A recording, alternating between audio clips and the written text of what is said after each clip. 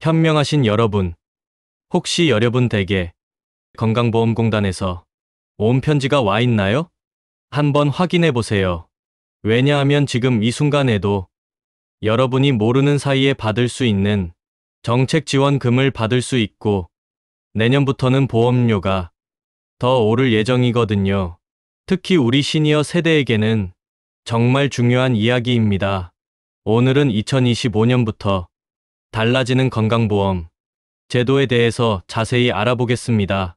솔직히 말씀드리면 이런 제도 변화들이 복잡해서 이해하기 어려우실 텐데 제가 최대한 쉽게 설명해 드릴게요. 먼저 충격적인 소식부터 말씀드리면 내년 2026년부터 건강보험료가 오릅니다. 지금도 매달 보험료 내기 빠듯한데 또 올린다니 정말 답답하시죠? 하지만 반대로 좋은 소식도 있어요. 작년에 의료비를 많이 쓰신 분들은 국가에서 돈을 돌려준다는 거예요. 평균 131만 원이나 말이죠. 이 영상 끝까지 보시면 여러분도 받을 수 있는 돈이 있는지 확인할 수 있고 내년부터 바뀌는 제도에도 미리 대비할 수 있을 거예요. 그러니까 영상 마지막까지 꼭 봐주시면 많은 도움이 되실 겁니다. 한 가지 부탁드려요. 구독 버튼 꼭 좀 눌러주시면 대단히 감사합니다. 좋아요도 잊지 마세요. 자, 그럼 본격적으로 시작해볼까요? 먼저 가장 관심이 많으실 보험료, 인상 이야기부터 해보겠습니다. 우리 건강보험료가 내년 2026년부터 오릅니다. 현재 7.09%에서 7.19%로 0.1%포인트 오르는 건데요. 겉보기엔 조금 오르는 것 같지만 실제로는 1.48%나 오르는 거예요. 그럼 실제로 우리가 얼마나 더 내야 할까요?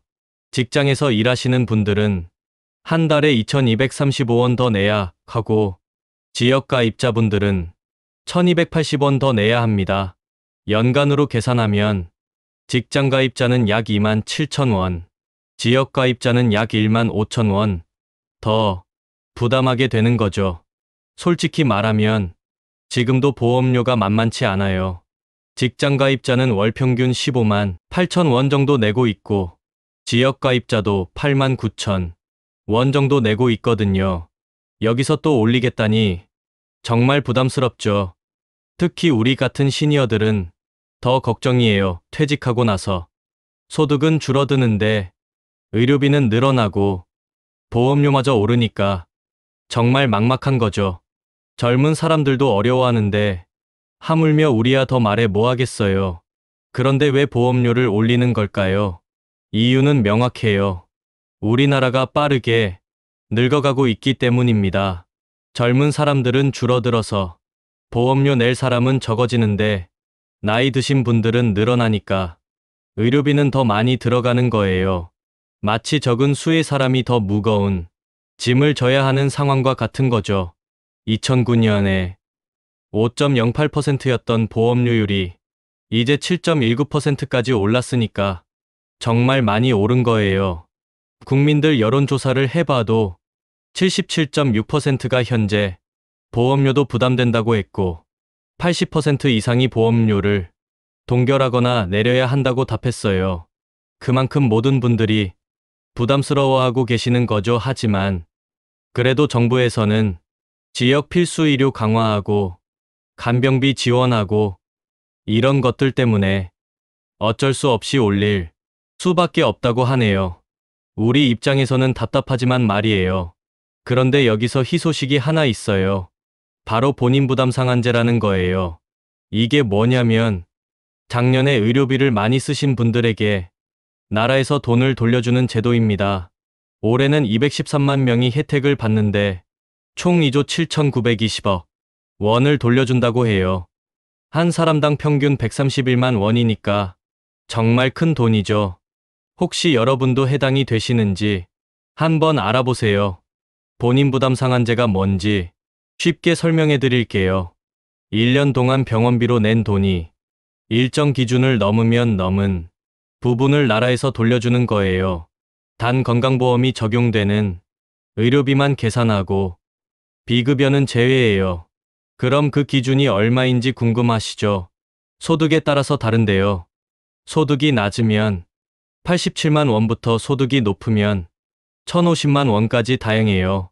예를 들어서 소득 하위 50%에 해당하시는 분이 1년 동안 병원비로 150만 원을 냈다면 87만 원을 빼고 63만 원을 돌려받는 거예요. 특히 우리 시니어분들이 많이 혜택을 받고 있어요. 전체 환급 대상자 중에 65세 이상이 121만 명으로 56.7%나 되거든요. 환급액도 1조 8,440억 원으로 전체의 66%를 차지해요. 왜 시니어들이 많이 혜택을 받는지 아시죠? 나이가 들수록 병원 갈 일이 많아지잖아요. 당뇨병, 고혈압, 관절염 이런 만성질환도 생기고 정기검진도 받아야 하고 그러다 보니 의료비가 많이 들어가는 거예요. 그런데 이 환급금을 어떻게 받는지도 중요해요. 먼저 건강보험공단에 계좌를 등록해 놓으신 분들은 별도 신청 없이 자동으로 입금돼요. 하지만 계좌 등록을 안 하신 분들은 신청을 하셔야 해요. 신청은 건강보험공단 홈페이지나 앱으로 할 수 있고 전화로도 가능해요. 번호는 1577-1000이에요. 인터넷이 어려우시면 우편이나 직접 방문해서 신청하셔도 돼요. 혹시 실손보험에 가입하신 분들은 주의하셔야 해요. 건강보험공단에서 환급받은 금액만큼 보험회사에서 다시 가져갈 수도 있거든요. 이 부분은 보험회사와 상담받아 보시는 게 좋을 것 같아요. 자, 이제 외국인 건강보험 제도 개선에 대해서도 말씀드릴게요. 이게 우리와 무슨 상관이냐고 생각하실 수도 있는데 사실 아주 중요한 이야기예요. 왜냐하면 우리가 낸 보험료가 제대로 쓰이고 있는지와 관련이 있거든요. 그동안 일부 외국인들이 한국에 와서 즉시 건강보험 혜택을 받고 비싼 치료만 받고 돌아가는 이른바 건강보험 먹튀가 문제였어요. 우리가 평생 보험료 내면서 만든 건강보험을 악용하는 거죠. 그래서 정부에서 제도를 바꿨어요. 2024년 4월부터 외국인들도 한국에 6개월 이상 살아야 건강보험 혜택을 받을 수 있게 했거든요. 병원에서도 신분증 확인을 의무화해서 남의 보험증 빌려 쓰는 것도 어렵게 만들었고요. 효과가 있었어요. 중국인 피부양자 수가 5천 명 정도 줄었고 중국인 대상 건강보험 수지도 1년 만에 55억 원 흑자로 돌아섰다고 해요. 우리 보험료가 제대로 쓰이고 있다는 뜻이죠. 하지만 아직도 부정수급은 있어요. 작년에만 4만 5,900건이나 되었거든요. 전년보다 14.7% 늘었어요. 정부에서는 더 강력하게 단속하겠다고 하는데 계속 지켜봐야겠어요. 사실 이런 문제들을 보면 화가 나기도 해요. 우리는 평생 성실하게 보험료 내면서 살았는데 일부 사람들이 악용하는 걸 보면 정말 억울하거든요. 그래도 제도가 개선되고 있으니까 앞으로는 더 공정해질 거라고 믿어요. 이제 우리 건강보험의 미래에 대해서도 이야기해 볼게요. 솔직히 말하면 앞으로가 더 걱정이에요. 왜냐하면 우리나라 인구 구조가 급격히 바뀌고 있거든요. 지금 65세 이상 인구가 전체의 20%를 넘었어요. 2030년에는 25%가 될 거라고 해요. 그럼 4명 중 1명이 65세 이상인 거죠. 반면에 아이들은 계속 줄어들고 있어요. 이게 뭘 의미하는지 아시죠? 보험료 낼 사람은 줄어드는데 의료비 쓸 사람은 늘어난다는 거예요. 고령층 의료비가 젊은 층보다 5배에서 6배 정도 더 많이 들거든요. 정부에서도 이 문제를 알고 있어요. 그래서 지출을 효율화하고 재원을 다각화하겠다고 하는데 결국은 보험료 인상이나 세금 부담 증가로 이어질 수밖에 없을 것 같아요. 그럼 우리는 어떻게 대비해야 할까요? 몇 가지 제안을 드릴게요. 첫째로 건강관리를 더 철저히 해야 해요. 예방이 치료보다 낫다고 하잖아요. 정기검진 꼭 받으시고 만성질환이 있으시면 관리 잘하시고 운동도 꾸준히 하세요. 둘째로 의료비 절약 방법을 알아두세요. 동네 병원에서 해결될 일은 굳이 대학병원 갈 필요 없어요. 제네릭 의약품 사용하는 것도 방법이고요. 무엇보다 불필요한 검사나 치료는 피하세요. 셋째로 각종 제도를 적극 활용하세요. 오늘 말씀드린 본인 부담 상한제 환급도 그렇고 65세 이상 분들은 독감 예방접종 무료로 받을 수 있어요. 건강검진도 무료니까 꼭 받으세요. 넷째로 실손보험이나 간병보험 같은 사적보험도 고려해보세요. 물론 보험료 부담이 있지만 나중에 큰 병에 걸렸을 때 도움이 될 수 있거든요. 마지막으로 정부 정책에도 관심을 가지세요. 우리 목소리를 내야 정책이 바뀌어요. 국민건강보험이 우리 모두의 것이니까 우리가 지켜나가야 해요. 사실 이런 이야기를 하다 보니까 마음이 복잡해져요. 평생 열심히 일하고 세금 내고 보험료 내면서 살아왔는데 나이 들어서도 걱정이 끝이 없네요. 젊은 사람들도 어려운 세상인데 우리 같은 노인들은 더 어렵죠. 하지만 그래도 포기할 수는 없어요. 우리가 만들어 온 건강보험 제도가 완벽하지는 않지만 그래도 세계적으로 인정받는 좋은 제도거든요. 앞으로도 계속 발전시켜 나가면 우리 자녀들과 손자들도 혜택을 받을 수 있을 거예요. 오늘 영상 정리해드리면 내년 2026년부터 건강보험료가 오르지만 작년에 의료비 많이 쓰신 분들은 환급받을 수 있어요. 외국인 제도도 개선되어서 우리 보험료가 더 공정하게 쓰이고 있고요. 가장 중요한 건 우리 스스로 건강을 챙기는 거예요. 건강이 최고의 재산이니까요. 그리고 각종 제도도 적극 활용하시고 정부 정책에도 관심 가져주세요. 혹시 이 영상이 도움이 되셨다면 좋아요 버튼 꾹 눌러주세요. 그리고 구독과 알림 설정도 해주시면 앞으로도 유용한 정보 계속 전해드릴게요. 댓글로도 궁금한 점이나 의견 남겨주시면 하나하나 답변해드리겠습니다. 마지막으로 혹시 주변에 이런 정보가 필요한 분들이 계시다면 이 영상을 공유해주세요. 우리 모두가 함께 알아야 손해보지 않으니까요. 여기서 시니어분들께 특별히 더 말씀드리고 싶은 이야기가 있어요. 바로 우리 세대가 겪고 있는 현실적인 어려움들에 대해서요. 사실 우리 시니어들은 이중고를 겪고 있어요. 한편으로는 건강이 예전 같지 않아서 병원 갈 일이 늘어나고 있고 다른 한편으로는 물가는 계속 오르는데 수입은 한정되어 있잖아요. 특히 기초연금이나 국민연금만으로는 생활비도 빠듯한데 의료비까지 부담하기가 정말 어려워요. 제가 주변 어르신들과 이야기해보면 다들 비슷한 고민을 하고 계세요. 당뇨약 고혈압약 먹는 데만 한 달에 몇만 원씩 들고 정기검진 받으러 가면 또 돈이고 물리치료 받으러 가도 돈이고 정말 어디서부터 절약해야 할지 모르겠다고 하시더라고요. 그런데 더 속상한 건 젊은 사람들이 우리를 바라보는 시선이에요. 마치 우리가 의료비를 많이 써서 건강보험 재정을 악화시키는 것처럼 생각하는 분들도 있어요. 하지만 생각해보세요. 우리가 젊었을 때 얼마나 열심히 일하면서 보험료를 냈는지 말이에요. 1960년대, 70년대, 80년대를 거치면서 우리나라를 이만큼 발전시킨 것도 우리 세대 아닙니까? 그때는 건강보험 혜택도 지금만큼 좋지 않았는데도 묵묵히 보험료 내면서 살았어요. 이제 나이 들어서 그 혜택을 받는 게 당연한 권리 아닌가요? 물론 젊은 세대의 부담이 늘어나는 것도 이해해요. 하지만 이건 세대 간의 문제가 아니라 사회 전체가 함께 해결해야 할 문제예요.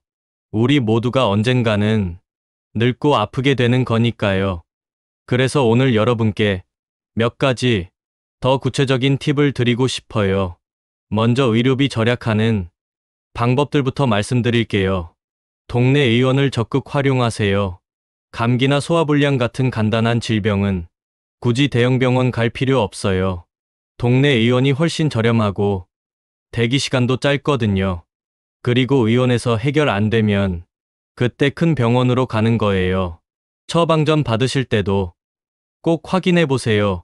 같은 성분의 약이라도 제네릭 의약품을 선택하면 훨씬 저렴해요. 약사분께 제네릭으로 바꿔달라고 요청하시면 돼요. 효과는 똑같으면서 가격은 절반 이하로 줄일 수 있어요. 건강검진도 놓치지 마세요. 국가에서 제공하는 무료 건강검진을 꼭 받으시고 65세 이상 분들은 독감 예방접종 폐렴구균 예방접종도 무료로 받을 수 있어요. 예방접종 하나로 큰 병을 막을 수 있으니까 꼭 받으세요. 그리고 만성질환 관리가 정말 중요해요. 당뇨병이나 고혈압 같은 질환은 초기에 잘 관리하면 합병증을 막을 수 있거든요. 약값이 아깝다고 치료를 미루면 나중에 더 큰 비용이 들어요. 운동도 꾸준히 하세요. 헬스장 갈 필요 없어요. 집 근처 공원에서 산책하는 것만으로도 충분해요. 계단 오르내리기, 스트레칭. 이런 간단한 운동들이 건강 유지에 큰 도움이 돼요. 식단 관리도 중요해요. 짜고 기름진 음식보다는 담백한 음식 위주로 드시고 채소와 과일도 충분히 드세요. 건강한 식단이 최고의 예방약이에요. 이제 본인 부담 상한제 환급에 대해서 더 자세히 설명드릴게요. 이거 정말 중요한 제도인데 모르고 계신 분들이 많아요. 먼저 어떤 의료비가 포함되는지 알아야 해요. 병원에서 낸 진료비, 약국에서 낸 약값이 포함되고요. 단 건강보험이 적용되는 부분만 계산해요. 비급여 항목은 제외돼요. 예를 들어서 임플란트 비용이나 상급병 진료 이런 건 포함 안 돼요.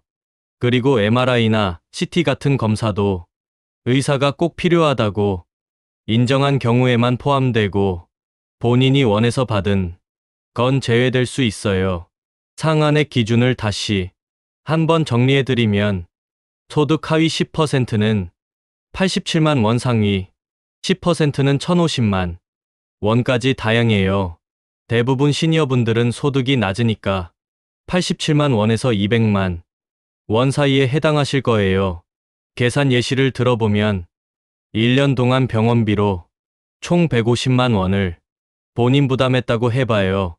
상한액이 87만 원이면 150만 원에서 87만 원을 빼고 63만 원을 돌려받는 거예요. 환급 신청하는 방법도 다시 한번 자세히 말씀드릴게요.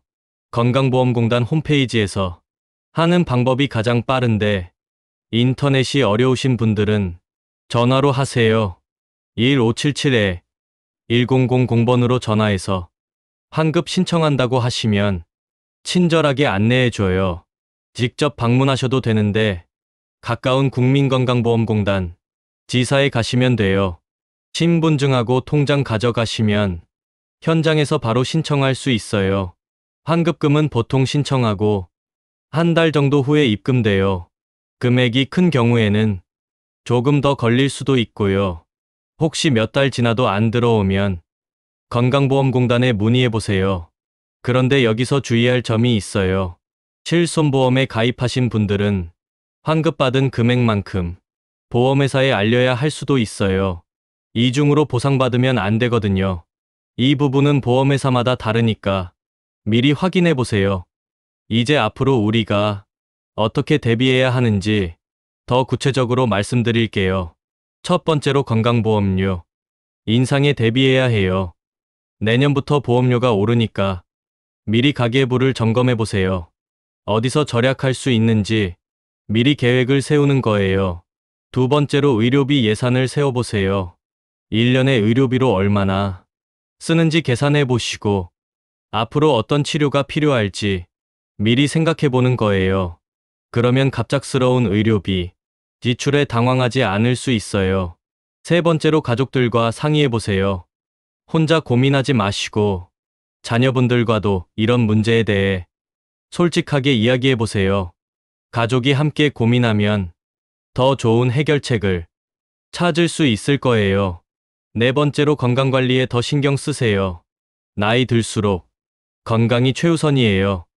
규칙적인 생활, 균형 잡힌 식단, 꾸준한 운동, 이 세 가지만 지켜도 의료비를 크게 절약할 수 있어요.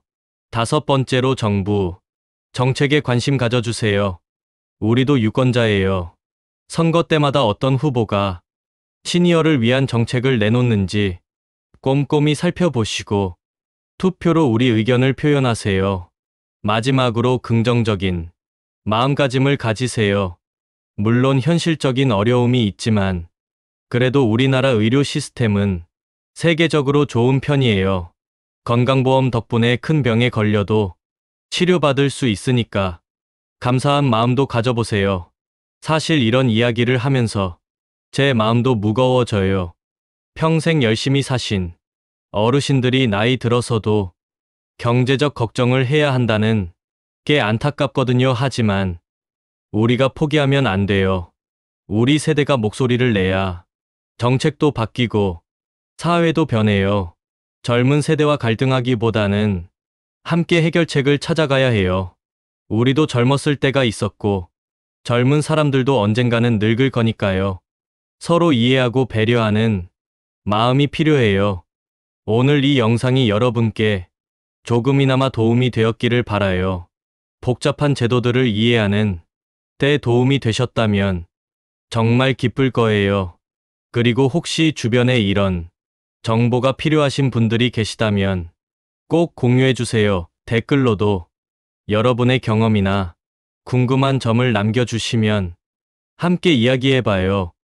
우리끼리 정보도 나누고 서로 격려하면서 이 어려운 시기를 함께 헤쳐나가요. 좋아요와 구독도 잊지 말아주시고 알림 설정도 해주시면 앞으로도 시니어분들에게 필요한 정보들을 계속 전해드리겠습니다.